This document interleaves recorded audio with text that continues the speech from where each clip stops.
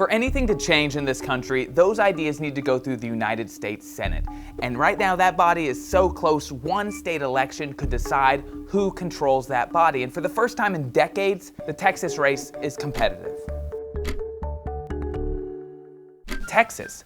It's the second largest state both in size and population. It's one of the most diverse states in the country with more than 10 million Hispanics. More than 1 million people have a license to carry a gun, 4.5 million Texans don't have health insurance, and more than 1.7 million people came to this state illegally. America's issues are Texas issues. The two candidates are young and they represent two completely different worldviews. The incumbent Senator Ted Cruz came to the spotlight as the state's Solicitor General. That's the person who's arguing for the state of Texas in court, including 9 times at the Supreme Court. That's more than any other lawyer in the state at that time. In 2012, he won a place in the Senate by upsetting a powerful statewide elected official, mostly by tapping into an unmatched pool of volunteer grassroots workers.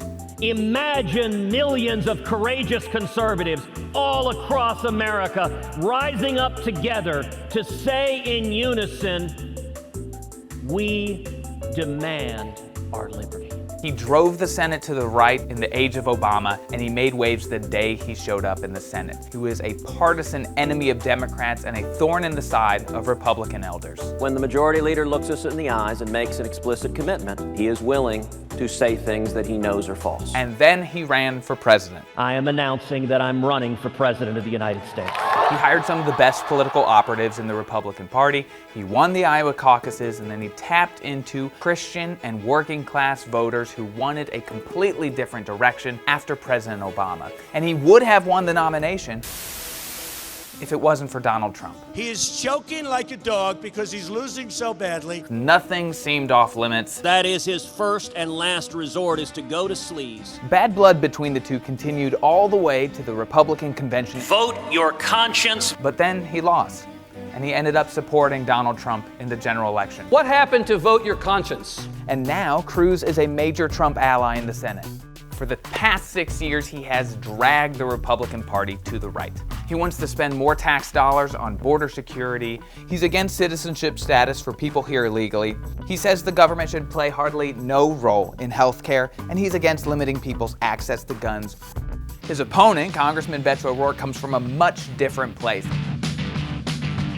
His views are completely contrasting Senator Cruz's. He fell in love with punk rock at an early age. He was arrested for burglary after jumping a fence at UT El Paso and arrested again for driving drunk. He worked in the internet and software world before entering El Paso politics. And just like Cruz, he came to office by upsetting people in power. He was one of the youngest members ever on El Paso City Council, and he used that position to criticize American drug laws. He even co-wrote a book arguing that the war on drugs had failed.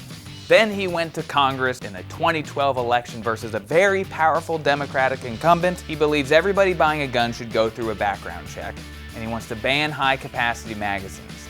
He wants a faster path for people to become citizens, and he wants to legalize the people who are here illegally now.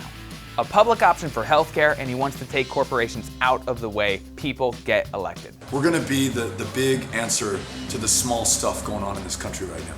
But to win, he's going to have to pull off one of the greatest political upsets in history. Texas hasn't elected a Democrat to the Senate in 30 years. That's my entire lifetime. Republicans control each branch of government, and there are 800,000 to 1 million more Republican voters in this state than there are Democrats. So why would this year be different? Well, there are 2 reasons. Senator Ted Cruz has built a reputation. Some love it, some hate it. And then there's the president. Moderates and suburban women are having a hard time putting an R next to their name because of the president's rhetoric, reputation, and all of these scandals coming from Washington. And we've seen Democrats upset Republicans across the country all year, and a lot of people are saying if it can happen in Alabama, why can't it happen in Texas? Remember that experienced, professional, textbook campaign staff that ran Senator Cruz's election for president? Well, they're here in Texas. And if Beto O'Rourke ran a race the way it's always been done, he's gonna lose. So he's not. Beto's campaign is decentralized, relying on these local Beto organizations to organize events in their neighborhoods, and then he's literally just driving around with 1 or 2 staffers in a car. He's spent more than a year going to all the 254 counties in the state. By being in Brady, I have a better understanding of what's on the minds of those in Brady that I want to represent than by relying on a pollster in Washington, D.C. or some other part of the country. The crowds are getting bigger and bigger. These black and white Beto signs seem to be everywhere, and he's raising money, a lot of money. Even with that $2,700 cap on individual donations, he's raising more money than Senator Cruz. But with all of that said, money doesn't vote, and signs aren't people. And this all reinforces the myth of the undecided voter. I know very few people who are going to the polls and don't already know who they're gonna vote for when they walk in the voting booth. There is a blue team and a red team, and whoever shows up more on election day wins. And Senator Ted Cruz excels in that partisan politic world. O'Rourke is trying to challenge that entire notion. Yes, earlier this year, Democrats showed up and nearly doubled their turnout in the primary election, but Republican voters still had 500,000 more people show up. This really is a story about the pinnacles of power in Texas now versus what it could be becoming. And we'll find out on Tuesday, November 6th.